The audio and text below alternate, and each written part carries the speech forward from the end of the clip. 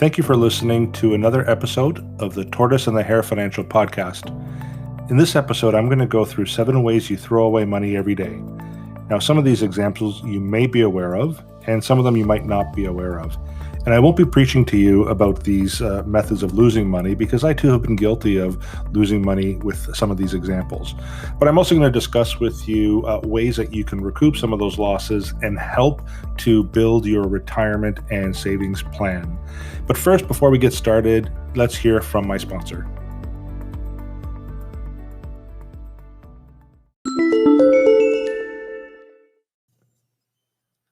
Well, let's get started. So the 7 ways you throw away money every day, and I know I say so a lot, I apologize. I'm taking the information from an article or a blog post that was written by Emmett Pierce of Money Talks News, and I've also included the link to the blog post in the episode description, so take a look if you'd like to. And when I read through the article, it really hit home with me because some of the examples that Emmett had indicated here, I've been guilty of personally myself. And I started to look at some of these examples and try to find a way of reducing or eliminating the impact on my financial future. And I'll give you an example. We're going to look at what's referred to as lost opportunity cost in some of these scenarios. And I'm going to use some real scenarios with you. What is lost opportunity cost? Some of you may have not have heard that term before. Well, what that is let's say you had $100 that you were paying towards taxes or interest, as an example. You spent that $100, you're never going to get that money back. But what if you found a way to keep that $100 by reducing your tax bill or by reducing your interest costs? And now you have that $100 back in your pocket, and you had the ability to invest that $100, and you were able to earn, call it a 3, 5, 7% annualized return, doesn't matter what it is. And you were systematically able to save $100 per year and earn that rate of return over 10, 20, 30 years. You would have grown a significant savings account by doing that. So when you spend that $100 in taxes or interest expense or whatever the expense might be, you've lost the ability to earn a rate of return to build your own savings or investment portfolio. And I'm going to go through some of those scenarios with you. Again, I'm going to use some examples that I've gone through personally myself to share with you. The numbers may not seem significant in your mind, but it does apply to a lot of the strategies that we implement. So at the end of this podcast, if you feel that you want to go through the process of identifying some of the lost opportunity costs or money that you're losing unknowingly and unnecessarily, reach out to me and we can go through the exercise of identifying those opportunities and find ways to reverse those and put money back in your pocket. And I'm just going to read a short paragraph from the article before I get into the details. Many consumers waste cash without realizing it. Here's how to break this costly cycle. Sometimes the best way to save money is simply to stop wasting it. And the first example that Emmett uses in the article is ATM fees or the cost of ATM fees. Now, I know there are some institutions where if you have a certain banking package or you keep a certain level of balance in their bank account, or if you just use their own ATM machines, you don't pay a convenience fee. And then there's those dreaded third-party machines that I have used many, many times. I'm now using less often because of the exercise that I went through. And I'll give you an example of that. I like my double doubles and I like Coffee Time coffee. And in the Coffee Time coffee, they have one of those third-party ATM machines where I used to get cash from on a regular basis, usually about twice a month, call it. And at the time, they were charging me $3 every single time I used that machine. If I had just gone to my institution, I wouldn't have paid any ATM fees. But in this case, I was paying $3 every single time. And on average, I was accessing funds from that machine twice a month. So that's $6 a month. It's not significant, right? Well, if you use $6 a month, you know, divide it or multiply it by 12, that's about $72 a year. Again, not a large sum. But now if I attach a rate of return, so instead of giving the bank $3 every single time for no reason, I kept that $3 in my pocket and I invested it and I earned a 7% annualized return net of fees. Well, 20 years from now, if I kept that up, I'd have about $2,900 that would be mine and not the bank's. So when I look at that scenario, I would rather keep it in my pocket, earn a rate of return, and use it down the road than give that money up to the bank and have them make money off of my money. I mean, they already make enough money off of my own money, but there's an example of where I could recoup some of that, and I have, and that's helped me out. So I encourage you, take a look at your bank costs. Like take a look at 3 months worth of statements and transactions, and even negotiate with your bank if there's a better package where you can reduce some of those fees, because again, it's better in your pocket as opposed to the bank's pocket. I'm going to move on to a second example, and once again I'm guilty of this, and that's by not unplugging idle electronics. How many of you have multiple TVs or DVD players or coffee machines in your house and you keep them plugged in? Well, even though they're turned off, there's still a low energy mode that's still drawing electricity off of the outlet, and that's costing you money. Now, I haven't been able to figure out a way to quantify that in my situation, but what I will say is I have multiple TVs in my house, and the main TV, which we use all the time, that should remain plugged in because, quite honestly, I'm lazy and I don't want to keep plugging and unplugging it. But there are other TVs in the house that I'm going to start to unplug, just because, again, they're drawing electricity and I'm paying that money towards hydro every single month. Here are some examples in the article of machines that you can unplug that are drawing low-level energy even when they're turned off. So you have your coffee machines, you have your TVs, DVD players. If you watch a movie once you're in your DVD player, might as well unplug it for the rest of the time, right? And then there's laptops. So you can look at laptops as another way if they're charging, and you keep them plugged in the whole time. Now, what I'm going to do is I'm going to use an example in my situation that opened up my eyes a little bit a few years back. So my house is heated with a propane. So we have a tank outside, and whenever the propane level gets to about 15, 20%, we have to get refilled. And there was one year where my bill was fairly significant for the 12-month period. So I called the company and I'd asked them if there was a way for me to reduce some of my propane costs. The question that the customer service rep had on the phone was, well, do you have any fireplaces that are heated through the propane? And in fact, I have two in the house. I have one upstairs on my main floor, and I have one down in the basement. She then asked if I could look to see if they had a pilot light, which they both did. And then she let me know that on average, each fireplace with a pilot light turned on, and you need the pilot light to fire up the fireplace, was costing me about $12 a month in propane per fireplace. That's $2,400 or $24 per month. So what I started to do was, for the 6 months where it was cold outside and we would use the fireplaces, I would keep the pilot light turned on. But for the 6 months that we were dealing with the nicer, warmer weather outside where we never would use the fireplace, I decided to turn off the pilot light. Now, I started calculating my savings there and then my lost opportunity cost. So $24 per month, multiply that by 6, that turned out to be $144 per year that I now have recouped in my pocket. Again, not significant, but now you have 144 and 72. It's starting to mean something, right? Well, that 144 if I earned a 7% rate of return, if I had invested those funds, 20 years from now, I would have about $6,300 in my investment account at 7%. That's now starting to mean something.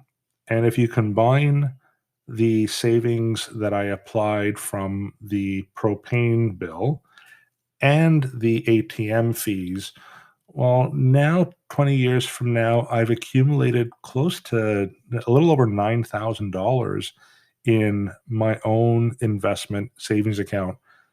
That's better than giving it away to the banks or the propane company, don't you think? And there are other examples, again, that you could look at in your overall financial situation and provide an even better, savings for yourself. So that's number two. Number three, not using a gym membership. Well, I haven't used a gym membership in a couple of years, but have you ever been in this situation? Because I know I have in the past. Usually, right after Christmas and right before New Year's, we start to feel pretty bad about ourselves and more about our health. And we look into the new year with the resolutions, and we're going to change things up. And you buy into a club membership. Now, mine at the time, I think, was about $60 per month. And in the first 3 weeks in January, you would go to the gym. I would go to the gym, 2 to 3 times per week. And the parking lot was very full. The change room was very busy. A lot of the lockers in the change room were taken. And it took a while to actually get through to the machines because, again, it was a very busy place. Usually about 3 weeks into the month, maybe 4, I would show up, not necessarily 3 times a week. Maybe it would start to move to 2. And all of a sudden, there happened to be more parking spots available.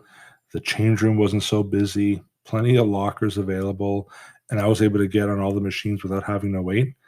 And then it transitioned to, well, you know what? I just don't really need to go because I'll just go outside and cycle and on and on.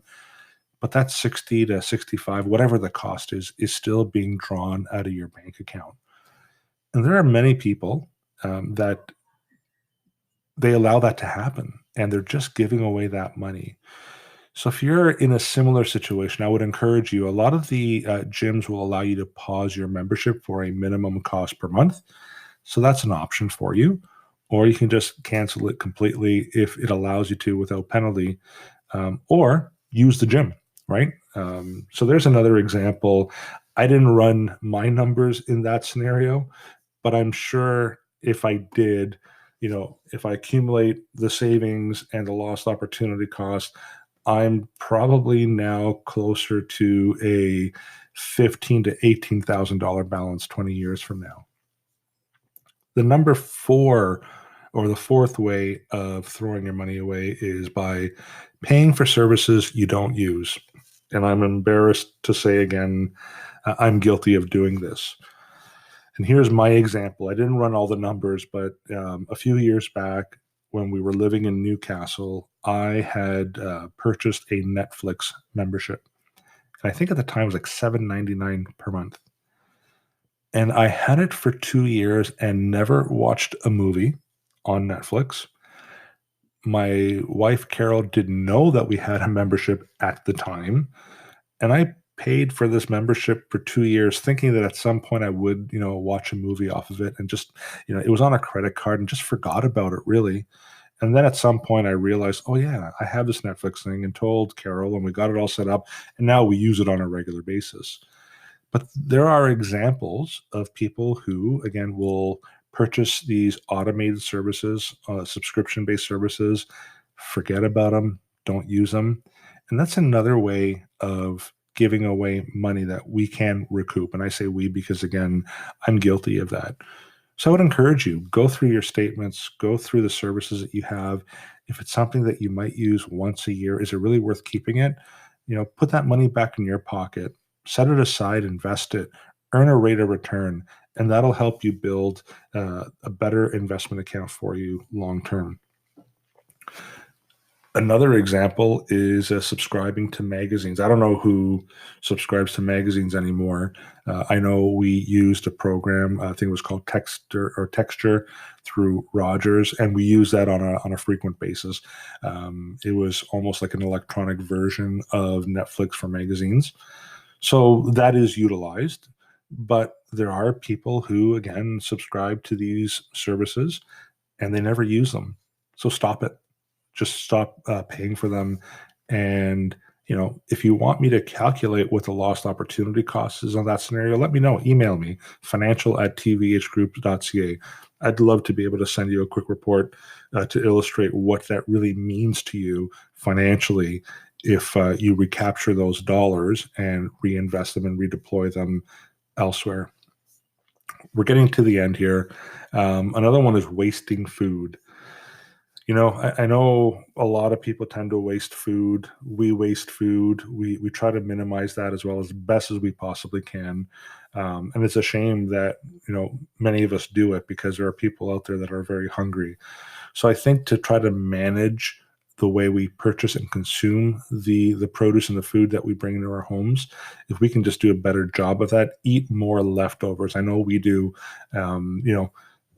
Eat them as much as you possibly can. That's money in your pocket if you're spending less money on food and throwing it away. So that's another method of you saving money as well. And the final one, and once again, I'm guilty of this, stopping at convenience stores. And it's funny because they're called convenience stores because, well, they're convenient, right?